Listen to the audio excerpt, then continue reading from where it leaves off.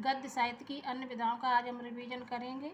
और ये रामचंद्र तिवारी बुक है, ये काफ़ी मोटी बुक है, ये रामचंद्र तिवारी हैं। तो आज हम अंदर से इसमें गद्य साहित्य की अन्य विधाएं जो है उन्हीं का रिवीजन करेंगे। इसमें अच्छे से दिया है।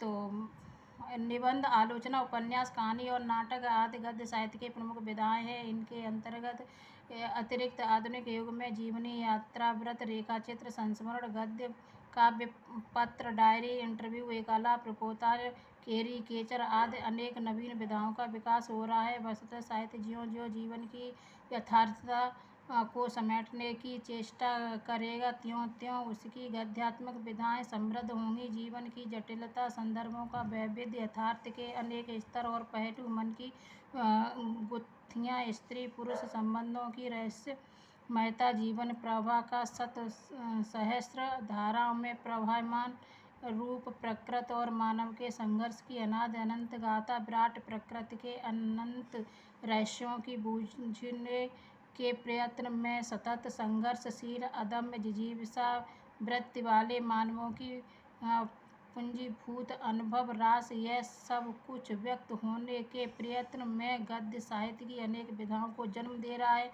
जीवन और आत्मकथा का तो कोई न कोई रूप पद्य में ही सही, मध्यकाल में भी मिल जाता है, किंतु उपर्युक्त अन्य विधाएं आधुनिक युगबोध के पूर्ण साक्षात्कार के लिए किए गए प्रयत्नों और प्रयोगों की ही कहानी बनकर सामने आई है। आगे के पृष्ठों में इनका संक्षिप्त विकास देना अप्रासंगिक न होगा। जीवनी साहित्य भारतवर्ष के चिंतक, मनीषी, कवि और कलाकार प्राकृत जन गुणवान से विरत रहना श्रेयस्कर मानते थे। जीवन के प्रति आध्यात्मिक दृष्टिकोण की प्रधानता के कारण वे उन तत्वों की खोज को महत्व देते थे जो शाश्वत और अमर हों। इसलिए इस देश में अवतारी पुरुषों और महामानवों की आदर्शीकृत गाथाएं तो लिखी गईं, किंतु जनसाधारण का जीवन वृत्त उपेक्षित रहा।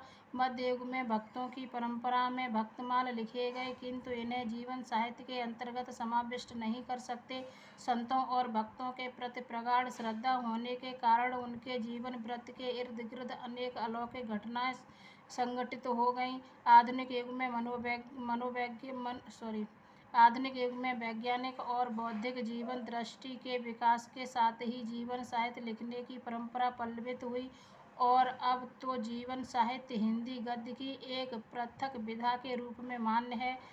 जीवनी साहित्य के मुख्यतः दो रूप मिलते हैं, आत्मकथा, परकथा। विषय के आधार पर जीवनी साहित्य के अनेक भेद हो सकते हैं। डॉक्टर माता प्रसाद गुप्त ने विषय की दृष्टि से जीवनी साहित्य की निम्नलिखित कोटियाँ निर्धारित की हैं: आत्मचरित्र, संत चरित्र, ऐतिहासिक चरित्र, राजनैतिक चरित्र, विदेशी चरित्र और स्फुट चरित्र। यहाँ पहले हम आत्मकथा की चर्चा करेंगे। तो आत्मकथा हिंदी साहित्य में आत्मचरित्र बहुत कम लिखे गए हैं। प्राचीनतम आत्मचरित्र बनारसी दास जैन लिखित जैन लिखते अर्धकथा, ये 1641 ईस्वी की है। इसके संबंध में संपादक का दावा है कि कदाचित समस्त आधुनिक आर्य भाषा साहित्य में इससे पूर्व की कोई आत्मकथा नहीं है। आत्मचरित्र लिखने वालों में जिस निरपेक्ष और तटस्थ दृष्टि की आवश्यकता होती है वह निश्चय ही बनारसी दास में थी। उसने अपने सारे गुण दोषों को सच्चाई के साथ व्यक्त किया है। यह आत्मकथा पद्य में लिखी गई है। इसके अतिरिक्त पूरे मध्यकाल में किसी अन्य आत्मकथा का उल्लेख नहीं मिलता। आत्मचरित्र लिखने की परंपरा का विकास आधुनिक युग में ही हुआ है। स्वामी दयानंद लिखित आत्मचरित्र 1917 संवत 1917, सत्यानंद अग्निहोत्री ने लिखा। मुझ में देव जीवन का विकास 1970 में, भाई परमानंद ने आप बीती 1921 में, श्री रामविलास शर्मा ने मैं क्रांतिकारी कैसे बना 1933 ईस्वी में, भवानी दयाल सन्यासी ने प्रवासी की कहानी 1939 ईस्वी, डॉक्टर श्याम सुंदर दास मेरी आत्मकहानी 1941 ईस्वी, राहुल सांकृत्यायन मेरी जीवन प्रभा 1986 ईस्वी, डॉक्टर राजेंद्र प्रसाद रचित आत्मकथा है 1947 ईस्वी। वियोगी हर लिखते मेरा जीवन प्रभा 1948। देवेंद्र सत्यार्थी लिखते हैं देवेंद्र सत्यार्थी ने 1908 ईस्वी से 2003 ईस्वी तक की 3 खंडों में प्रकाशित आत्मकथाएं लिखी। ये हैं चांद सूरज के किरण और नीलयक्षणी, नाच मेरी बुलबुल। सेठ गोविंददास आत्मनिरीक्षण लिखते हैं, ये भी 3 भागों में लिखते हैं। 1958 में पांडे बेचन शर्मा उग्र अपनी खबर 1960 में लिखते हैं। आचार्य चतुरसेन शास्त्री मेरी आत्मकहानी 1963 में। इस विषय की महत्वपूर्ण कृतियां हैं। इसी क्रम में जीवन के 4 अध्याय 1966 ईस्वी में श्री भुवनेश्वर मिश्र माधव लिखते हैं। आत्मकथा और संस्मरण 1967 ईस्वी में महामहोपाध्याय लिखते हैं। गिरधर शर्मा चतुर्वेदी की कृतियां भी स्मरणीय हैं। प्रेमचंद जी ने हंस के आत्मकथांक में कुछ साहित्यकारों की संक्षिप्त आत्मकथाएं प्रकाशित की थी। अब हिंदी में आत्मचरित्र लिखने की कला विकसित हो गई है। पिछले 30 वर्षों में कुछ महत्वपूर्ण आत्मकथाएं प्रकाशित हुई हैं। इनमें देवेंद्र सत्यार्थी की 3 खंडों में लिखित आत्मकथा चांद सूरज के वीरन, नीलयक्षणी, नाच मेरी बुलबुल, इनमें क्या भूलूं क्या याद करूं 1969, नीड़ का निर्माण फिर 1970, बसेरे से दूर 1978 और 10 द्वार से सोपान तक 1985। ये 4 खंडों में ये हरिवंश राय बच्चन लिखते हैं। यौवन के द्वार पर 1970 में डॉक्टर देवराज उपाध्याय अपनी कहानी लिखते हैं। वृंदावन लाल वर्मा मेरी फिल्मी आत्मकथा लिखते हैं। बलराज साहनी घर की बात रामविलास शर्मा लिखते हैं। मेरा जीवन शिवपूजन साय लिखते हैं। मेरे 7 जन्म 3 खंडों में हंसराज रहबर लिखते हैं। मेरी जीवन धारा 1987 ईस्वी में यशपाल जैन लिखते हैं। तप्ती पगडंडियों पर पदयात्रा 1989 ईस्वी में कन्हैया लाल मिश्र प्रभाकर लिखते हैं। आत्मपरिचय 1988 ईस्वी में रेणु लिखते हैं। टुकड़े टुकड़े दास्तान 1986 ईस्वी में अमृतलाल नागर लिखते हैं। अर्धकथा 1988 ईस्वी में डॉक्टर नगेंद्र लिखते हैं। ये बनारसीदास जैन लिखते हैं अर्धकथा और ये लिखते हैं डॉक्टर नगेंद्र अर्धकथा।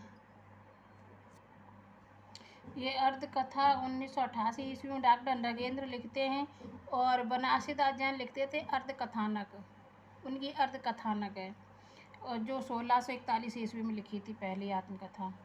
तो सहचर है समय 1991 ईस्वी में रामदरस मिश्र की आत्मकथा में विशेष रूप से चर्चित हुई हैं। इस संदर्भ में कुछ नए प्रयोग भी हमारा ध्यान आकृष्ट करते हैं। गर्दिश के दिन 1980 ईस्वी शीर्षक से कमलेश्वर के संपादकत्व में हिंदी तथा अन्य भारतीय भाषाओं के 12 रचनाकारों का आत्मकथ्य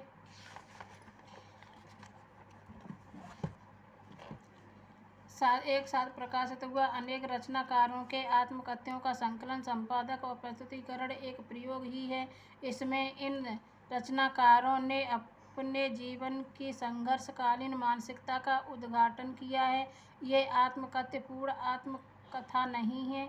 इनमें रचनाकारों का अलग अलग व्यक्तित्व और अलग अलग मिजाज व्यक्त हुआ है। कुछ ने जीवन से अधिक अपने रचना संघर्ष को व्यक्त करने की कोशिश की है। किसी विशिष्ट रचनाकार की रचनाओं, उसके संपर्क में आने वाले मित्रों के संस्मरणों तथा उसके द्वारा लिखे गए पत्रों को आधार बनाकर किसी दूसरे आलोचक द्वारा उस विशिष्ट रचनाकार की आत्मकथा लिखने का प्रयत्न इस संदर्भ में किया जाने वाला दूसरे तरह का प्रयोग है। श्री विष्णुचंद्र शर्मा द्वारा लिखी गई मुक्तिबोध की आत्मकथा 1984 ईस्वी इसी तरह का प्रयोग है। अपनी शैली के विषय में वे कहते हैं, स्व पंडित हजारी प्रसाद द्विवेदी के उपन्यास बाणभट्ट की आत्मकथा ने मुझे मुक्तिबोध के रचनाकार की भीतरी और बाहरी तथा चेतना के स्तंभ पर त्रिभुजाकार संश्लिष्ट प्रक्रियाओं के कौशल को पहचानने का गुण सिखाया है। प्रेमचंद के उपन्यास रंगभूमि से एक व्यक्ति कैसे देशव्यापी चरित्र में रूपांतरित होता है, यह मैंने सीखा है। फ्रांसीसी जीवनी लेखक हेनरी ट्राइट की जीवनी तोलस्ती ने मुझे मुक्तिबोध की लक्ष्य के प्रति एकाग्रता और जीवन को बदलने की रचना प्रक्रिया का पाठ पढ़ाया है। इसका यह अर्थ नहीं है कि मैंने मुक्तिबोध की आत्मकथा के रूप में उपन्यास लिखा। मैंने परंपरा से हटकर मुक्तिबोध की विश्वसनीय जीवनी लिखने की ही कोशिश की है।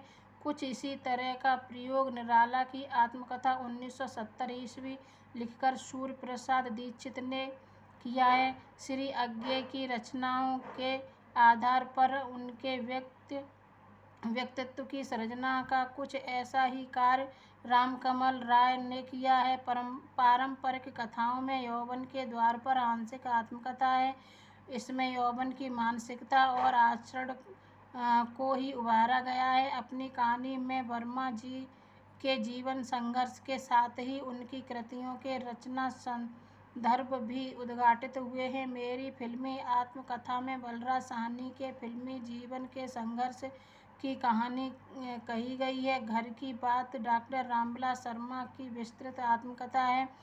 इसमें उनके परिवार का 100 वर्षों का इतिहास उजागर हुआ है। परिवार समाज की इकाई है। बहुत कुछ ऐसा भी है जिसे समाज का इतिहास कह सकते हैं। लेखक के ही शब्दों में घर की मतलब रामविलास शर्मा कहते हैं, घर की बात में वैज्ञानिक विवेचन कम, मानवीय संबंधों का चित्रण अधिक है। पत्र, संस्मरण, रेखाचित्र आदि अनेक कथाओं में प्रस्तुत हुई सामग्री ललित गद्य लेखन की दिशा में एक प्रयोग है। इसमें कई पीढ़ियों के लेखक और वार्ताकार सम्मिलित हैं। मेरा जीवन में शिवपूजन शाह का निजी जीवन तो उजागर हुआ ही है। अनेक साहित्यकारों ने साहित्यिक घटनाओं और प्रशंसाओं का प्रमाणित दस्तावेज भी सामने आया है। इसमें श्री शाह द्वारा समय समय पर अलग अलग उद्देश्यों और दृष्टियों से लिखे गए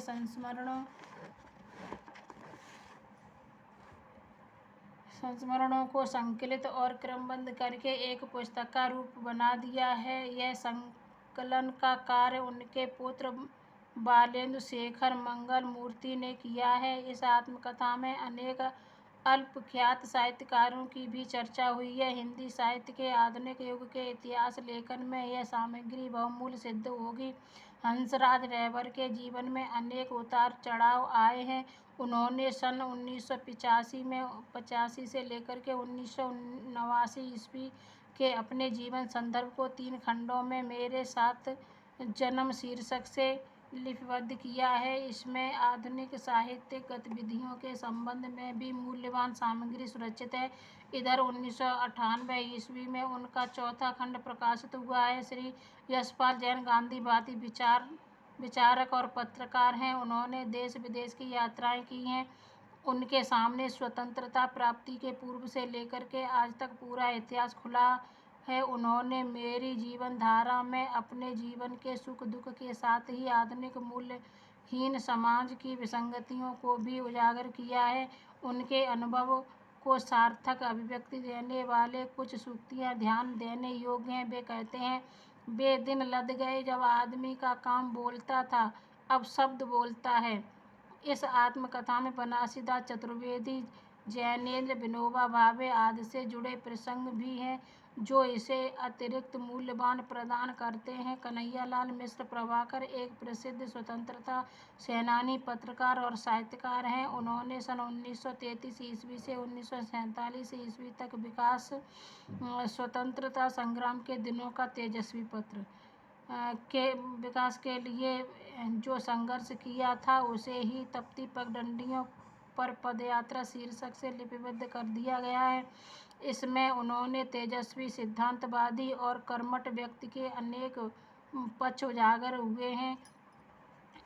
इसमें हिंदी पत्रकारिता के विशिष्ट चरित्र और स्वतंत्रता संघर्ष में उसकी भूमिका पर भी अच्छा प्रकाश डाला गया है। आत्मपरिचय 1988 ईस्वी में रेणु के ऐसे संस्मरणों को संग्रहित किया गया है जिसमें उनका जीवन और उनका रचना संघर्ष साकार हो उठा है। टुकड़े टुकड़े दास्तान में नागर जी ने कहा है, मैं पत्थर पर उकेरी गई ऐसी मूर्ति हूँ जो कहीं कहीं टूट गई हो। वस्तुतः जीवन की लंबी अवधि में समय समय पर अपने विषय में उन्होंने जो कुछ लिखा था उसमें यहाँ संकलित कर दिया गया है। यह क्रमबद्ध व्यवस्थित आत्मकथा नहीं है, किंतु इसलिए यह संवेदना के स्तर पर अधिक मार्मिक और सजीव बन सकी है। इसमें कथा रस भरा हुआ है। नागर जी का फकड़ाना अंदाज पूरी रचना में व्याप्त है। यह आत्मकथा आधुनिक सांस्कृतिक जागरण का जीवन इतिहास कही जा सकती है। 4 खंडों में प्रकाशित हरबंस राय बच्चन की आत्मकथा स्वयं उन्हीं के शब्दों में एक स्मृति यात्रा यज्ञ है। इसमें उनका आरंभिक जीवन संघर्ष, इलाहाबाद विश्वविद्यालय के उनके अनुभव, कैम्ब्रिज से डॉक्टरेट करके लौटने पर इलाहाबाद विश्वविद्यालय में उनकी उपेक्षा, उनकी अनुपस्थिति में उनके परिवार का असुरक्षित अनुभव करना, इलाहाबाद रेडियो स्टेशन पर हिंदी प्रोड्यूसर का उनका अनुभव, विदेशी मंत्रालय में ऑफिसर ऑन स्पेशल ड्यूटी के रूप में राजनयिक कार्यों में हिंदी के प्रयोग को बढ़ावा देने के लिए किए गए उनके प्रयत्न, सचिवालय के सचिवों की मानसिकता तथा वहां से अवकाश लेने के बाद का उनका जीवन अनुभव, एक बृहद उपन्यास की रोचक शैली में जीवंत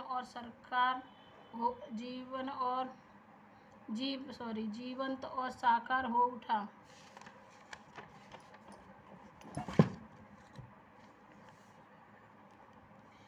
इस स्मृति यात्रा यज्ञ में प्रकारांतर में स्वतंत्रता प्राप्ति के बाद का हिंदी भाषा और साहित्य का पूरा संघर्ष ही मूर्त हो गया है। इस आत्मकथा में संस्मरण यात्रा, कविता, साक्षात्कार, नैरेशन आदि अनेक विधाएं और शैलियां गुंफित हैं। सबसे बड़ी बात यह है, लेखक के आत्मस्वीकृति का साहस। धर्मवीर भारती ने ठीक कहा, हिंदी में अपने बारे में सब कुछ इतनी बेबाकी, साहस और सद्भावना से कह देना यह पहली बार हुआ है। डॉक्टर नगेंद्र की अर्धकथा में स्वयं उन्हीं के साक्ष्य पर कहा जा सकता है कि उनमें जीवन का अर्ध सत्य व्यक्त हुआ है। वे कहते हैं, यह मेरे जीवन का केवल अर्ध सत्य है, अर्थात उपरोक्त 3 खंडों में मैंने केवल अपने बहिरंग जीवन का ही विवरण दिया है। जहाँ तक अंतरंग जीवन का प्रश्न है, वह नितांत मेरा अपना है। आपको उसका सहभागी बनाने की उदारता मुझमें नहीं है। जहाँ मैं खड़ा हूँ, रोशनी की पगडंडियाँ टूटते बनते दिन और उत्तर पथ, इन 4 खंडों में लिखी गई रामदर्श मिश्र की आत्मकथा सहचर है। समय 1991 ईस्वी के नाम से प्रकाशित हुई। इसमें स्वतंत्रता प्राप्ति के बाद ग्रामीण परिवेश से निकलकर संघर्ष के रास्ते, अपने जीवन का लक्ष्य तलाश करने वाले एक साहित्यकार का पूरा अनुभव संसार अपनी व्याप्ति में लगभग आधे भारत को समेटे हुए साकार हो उठा। इसमें रामदर्श मिश्र ही नहीं, आज की पूरी साहित्यिक पीढ़ी है। बनते बिगड़ते गांव हैं जिसका जीवन रस सूख रहा है, उभरते हुए नगर हैं जिनमें मनुष्यता मर रही है, और सैकड़ों सामान्य लोग हैं जिनके रोजी रोटी के लिए किए जाने वाले उषण खुरदरे संघर्ष के भीतर संवेदना और सहानुभूति की तरल धारा आज भी प्रवाहित हो रही है। सचमुच यह आत्मकथा आज के भारत के सामान्य आदमी के जीवन का दस्तावेज है। इसी परंपरा में इधर आपकी एक आत्मीय लक्षणों को व्यक्त करने वाली रचना फुर्सत के दिन 2000 ईस्वी की यह प्रकाशित हुई। इसमें विश्वविद्यालय में अवकाश ग्रहण करने से लेकर के 1999 ईस्वी तक के आपके निजी और पारिवारिक जीवन के दुख सुख का बड़ा ही मार्मिक चित्रण किया गया है। सुख इतना कि मन कविता की पंक्तियां गुनगुनाने लगे, और दुख इतना कि उसकी जमी हुई परतों को पिघलने के लिए अंधेरे को सहायता और साथी बनाना पड़े। पिछले कुछ वर्षों में आत्मकथा लेखन की परंपरा में एक उल्लेखनीय बात यह हुई है कि अब महिला लेखिकाएं भी मुक्त मन से अपनी आत्मकथाएं लिखने लगी हैं। कालक्रम से देखा जाए तो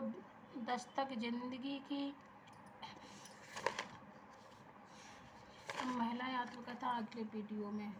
इसको यही स्टॉप करते हैं। अगर वीडियो पसंद आया हो तो लाइक सब्सक्राइब चैनल को करें, लाइक करें और कमेंट बॉक्स में ज़रूर बताएं।